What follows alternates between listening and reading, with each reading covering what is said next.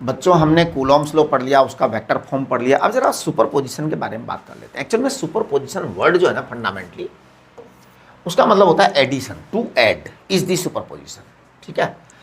अब principle of superposition states that if any charge q naught is under the influence of many charges Q1, Q2, Q3, Qn, then total force acting on Q naught is equal to the vector sum of all the forces caused by individual charges। यानी कि अगर मान लो यहां पर कोई charge Q not रखा है और इसके चारों तरफ बहुत सारे चार्ज पड़े हुए हैं, ऐसा है Qn, करेक्ट? ओके। अब आपके जो है ये Q1, Q2, Q3, Qn सारे पड़े हुए हैं, इसके ऊपर आपको नेट फोर्स निकालना है। तो ये चार्ज अपना फोर्स लगाएगा, ये चार्ज अपना फोर्स लगाएगा, ये चार्ज अपना फोर्स लगाएगा, ये चार्ज अपना फोर्स लगाएगा। अगर मैं इस फोर्स की बात करूं तो मैं इसको कहूंगा F वेक्टर। ध्यान देना, ध्यान देना, F01, यानी कि force on Q not because of 1, force on Q not because of 1। इसको मैं कह दूंगा के Q1 Q naught upon R1 not square and R1 not cap. Cap ध्यान दो, कैप, कैप का महत्व बहुत ज़्यादा है यूनिट वेक्टर का। अब आपके पास में यहाँ आ गया, इसको मैं कह सकता हूँ F02 vector it is equal to k Q2 Q naught upon R2 naught square and what R2 naught cap. ठीक है, एक मिनट जरा इसको ध्यान दो। हाँ वो तो कोई इससे इसको तो उल्टा पुल्टा करने से कोई फर्क नहीं पड़ता, लेकिन ये चीज एकदम क्लियर होनी चाहिए, राइट? हाँ, मतलब कैप का महत्व है। आपको वेक्टर का डायरेक्शन जो है ना, उसमें आप बिल्कुल भी गलती नहीं कर सकते, दैट इज नॉट अलाउड। ये आपका 0n आ जाएगा इस तरह से, तो क्या आ जाएगा आपका के Q not Qn upon R n not square. अब ध्यान दीजिए यहाँ पे आपको क्या करना पड़ेगा, n नॉट, n से o की नॉट की तरफ जाना पड़ेगा, यानी इससे इसकी तरफ फोर्स लगेगा। हमने सारे चार्जेस को पॉजिटिव माना है, करेक्ट? ठीक है, तो ये चीज हो गई। अब आप देखिए इसको हम लिखेंगे कैसे, नेट फोर्स को। तो नेट फोर्स को हम लिखेंगे, ठीक है? तो मैं लिख रहा हूं इसको, नेट फोर्स को। नेट फोर्स जो आपका आएगा F नेट वेक्टर, ये आएगा F01 vector plus F02 vector plus F0, बस होता रहेगा इस तरह से, है ना? Plus and so on F not n vector. ठीक है क्या? चलिए, अब ये जो चीज आ गई है इसे हम एक साथ लिख देते हैं। मैं उसको लिखना नहीं चाहता, है ना? आप समझ गए होंगे मैं क्या लिखूंगा, है वही जो अभी थोड़ी देर पहले लिखा था कि हम लिख देंगे 1/4 epsilon not Q not Q1। मैं थोड़ा सा लिख देता हूँ, ज़्यादा लंबा नहीं लिखूंगा, लेकिन यहाँ पर डायरेक्शन जरा है ना, ये बड़ी इंपॉर्टेंट चीज़ है, इसमें हम जरा सा भी घालमेल नहीं करेंगे। तो यहाँ कर दिया तो समस्या हो जाएगी। प्लस 1/4 एप्सिलॉन नॉट, बस ऐसे करते रहो आप, करते रहो आप। तो ये आ जाएगा plus 1/4 epsilon not Q not Qn upon R not n का स्क्वायर, और इसको कर देंगे Rn नॉट कैप। यहाँ जो है R नॉट करें, n करें, इधर उधर करें, इसको इधर उधर करने से कोई फर्क नहीं पड़ेगा, because that is the distance. वो जो वेक्टर है ना, ये बड़ा सीरियस मामला है। इसको हम कह देते हैं it is equal to 1/4 epsilon naught. ध्यान देना मैं क्या लिख रहा हूँ, Q नॉट को मैं बाहर निकाल दे रहा हूँ, क्योंकि Q नॉट सब में कॉमन आ रहा है, जो कॉमन चीज़ है उसे आप बाहर निकाल दीजिए, राइट? अब यहाँ लिख रहा हूँ मैं समेशन ऑफ, देखना क्या लिखूंगा, Qn या Qi लिख दो, Qi, आई मैंने आयत, आयत चार्ज 1 2 3 4 होता है ना, आयत। और इसको मैं लिख दूंगा R naught to i square. यहां पे मैं अब सावधानी से लिखूंगा I20 कैप, बस। और यहां पता है मैं क्या लिख दूंगा, यहां लिख दूंगा I is equal to 0 to n, बस ये चीज हो गई। तो लुक और हियर, है ना, इस तरीके से यहां पे किया गया है, आप इस तरीके से लिख सकते हैं इसको।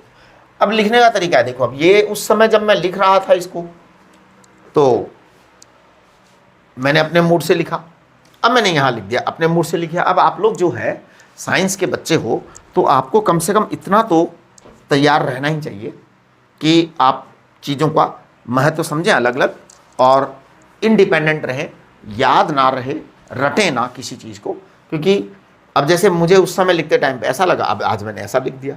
अब ये तो बेटा इसलिए है ना कि मेमोरी तो नहीं रहती, बिल्कुल भी मेमोरी रहनी नहीं चाहिए। याद रहता है यानी कि आप साइंस नहीं समझ रहे, याद रहता है यानी आप फिजिक्स नहीं समझ रहे। तो याद नहीं करो, रटो नहीं। ये चीज़ भी ठीक है, ये चीज़ भी ठीक है, दोनों चीज़ें एकदम सेम है, इक्वल है, 100% सेम है, ठीक है।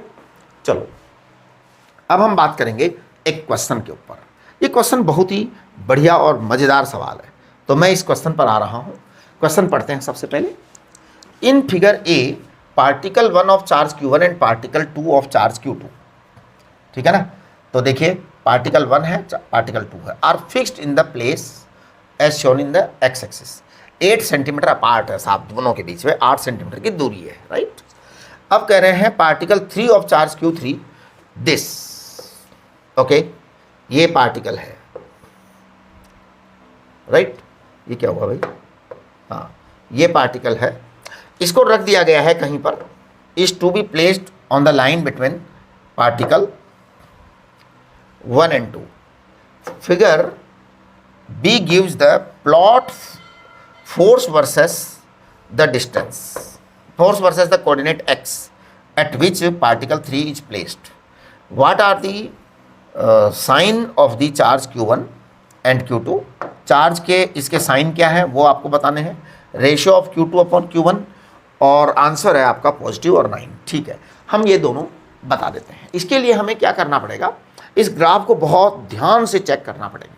देखिए ग्राफ को बहुत ध्यान से चेक करें तो सबसे पहली चीज मेरे को पकड़ में आती है, at x equal to 2 centimetre. Graph देखो, ग्राफ को ध्यान से देखिए, दिस पॉइंट ये F0 है जी। ये सबसे बड़ी बात तो ये पकड़ में आ गई, है ना, ओके। F लेस देन 2 पर x less than 2 centimetre, centimetre है ना ये, हाँ 2 सेंटीमीटर, फोर्स पॉजिटिव है, राइट। और x greater than 2 centimetre, force negative है। सबसे पहले तो मैं आपको फोर्स नेगेटिव एंड पॉजिटिव बता दूं, ठीक है बेटे। हम कभी भी लेते हैं ना तो पॉजिटिव इसको कहते हैं और नेगेटिव इसको कहते हैं, हमेशा ये ध्यान रखना, हमेशा पूरी जिंदगी भर ध्यान रखो। ये पॉजिटिव का मतलब इधर, पॉजिटिव का मतलब इधर, this is positive, negative, correct. अब इन्होंने ऐसा बनाया है कि इधर पॉजिटिव इधर नेगेटिव, ठीक। मैं यहां पर 2 चार्ज रख देता हूं, Q1 एंड Q2, ठीक है। ये आपका 0 है और ये आपका 8 है, ये 0 है x बराबर और ये x बराबर 8 है। सबसे पहली बात तो हमारे को ग्राफ कह रहा है कि x इक्वल टू 2 पर फोर्स 0 है, यानी यहां पर अगर आप कोई तीसरा चार्ज रखते हैं तो उस पर 0 फोर्स लग रहा है।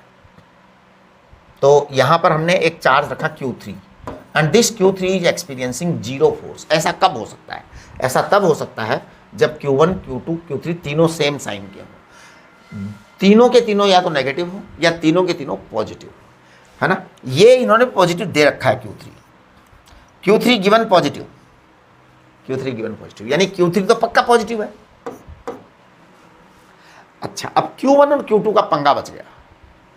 अगर Q1 नेगेटिव हो Q2 नेगेटिव हो तो भी यहां फोर्स 0 हो सकता है। अगर Q1 पॉजिटिव Q2 पॉजिटिव तो भी यहां फोर्स 0 हो सकता है। तीनों एक मतलब साइन ना हो तो चलेंगे। आई एम सॉरी, अभी मैं थोड़ा सा गलत बोल गया था, कोई नहीं। ये है ना, अगर प्लस हो तो ये भी प्लस होना चाहिए, ये माइनस है तो ये भी माइनस होना चाहिए, राइट। इसका मतलब Q1 Q2 तो हमें पकड़ में आ गया। मतलब सॉरी Q3 का, अब दोनों के दोनों सेम साइन के होंगे, या तो दोनों पॉजिटिव या दोनों नेगेटिव। इसका फैसला करने के लिए उसने आगे की बात क्या रखी है, x लेस देन पर f पॉजिटिव है, यानी कि यहां तो फोर्स 0 है, लेकिन अगर हम इस चार्ज को यहां रख देते हैं इस जगह पर, तो फोर्स पॉजिटिव है, यानी कि धक्का पड़ता है उधर की तरफ। और अगर हम चार्ज को इधर रख देते हैं तो फोर्स नेगेटिव, यानी धक्का पड़ता है इधर की तरफ। इसका मतलब यह हुआ कि इसके पास में लाने पर धक्का पड़ा, Q1 के पास लाने पर उधर, यानी कि Q1 निश्चित पॉजिटिव है, राइट। Q2 के पास में ले जाने पर इधर की तरफ धक्का पड़ गया, यानी कि Q2 भी निश्चित पॉजिटिव है। यानी आपका पहला आंसर आ गया कि ये दोनों तो पॉजिटिव ही है। तो A is what, Q1 and Q2 both positive. एक काम कंप्लीट। अब रेशियो की बात है कि दोनों का रेशियो क्या है, तो वो हम बड़े आराम से मस्ती के साथ निकाल दें, क्योंकि 2 सेंटीमीटर पर फोर्स 0 है। तो ये लीजिए मैं कर देता हूं कैलकुलेशन, ठीक है। 2 सेंटीमीटर पर फोर्स 0 करूंगा।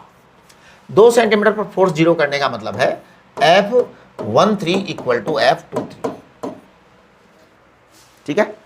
तो चलिए हम कहेंगे कि Q1 Q3 upon 2 centimetre square it is equal to k Q2 Q3 upon 6 centimetre square, right. ये आ गया। चलिए जी हटाइए दोनों को, K से K उड़ाइए, Q3 से Q3 उड़ाइए। Q1 Q2 का रेशियो आ रहा है मेरे पास में Q1 अपॉन Q2 चाहिए ना बेटा, 1/9 आ रहा है, क्या बात है। अच्छा इन्होंने पूछा ही Q2 अपॉन Q1 है, हमारा Q1 अपॉन Q2 1/9 आ रहा है ना। तो इसका मतलब Q2 अपॉन Q1 क्या आ जाएगा, 9 आ जाएगा। तो देखिए कितना आसान और कितना मस्त सवाल था, कितना मस्त सवाल था। ये प्रिंसिपल ऑफ सुपरपोजिशन की बात हो गई और ये क्वेश्चन हो गया। इसको आप जो है कोई भी क्वेश्चन जब आता है ना, तो आप वीडियो को पॉज कर लिया करो।